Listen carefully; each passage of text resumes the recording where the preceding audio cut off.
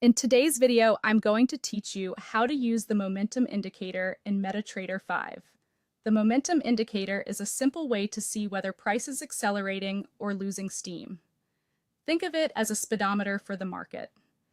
It doesn't predict where price will go, but it helps you gauge the strength behind recent moves so you can better understand what's driving the action on your chart. Let's add it to your platform.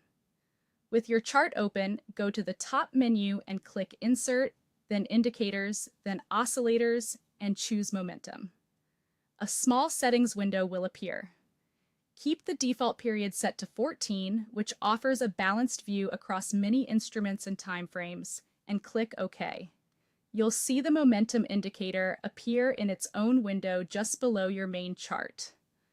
What you're looking at is a single line that fluctuates around a baseline set at 100. That 100 level is your reference point. When the line is above 100, it indicates bullish momentum, meaning price is gaining strength relative to its recent past. When the line is below 100, it signals bearish momentum, suggesting price is weakening. When the line hovers around 100, momentum is neutral and there may not be a strong directional push at that moment. A quick word on settings. The period controls how sensitive the indicator is. The default 14 tends to be a practical middle ground.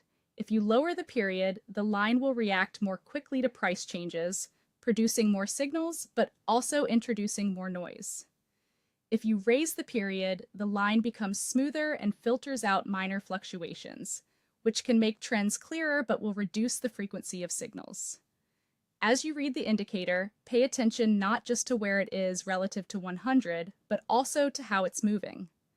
A rising line above 100 suggests strengthening buying pressure, while a falling line below 100 points to increasing selling pressure.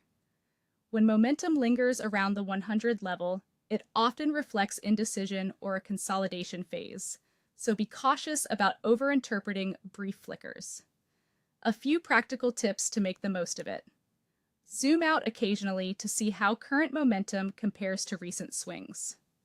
Test different period values on your chosen market and time frame to find a balance between responsiveness and stability. And remember, momentum is most useful as a confirmation tool. Use it to support what price action already suggests, rather than as a standalone trigger. That's all there is to it. Add momentum via Insert, Indicators, Oscillators, keep period at 14, click OK, and interpret the line around the 100 baseline.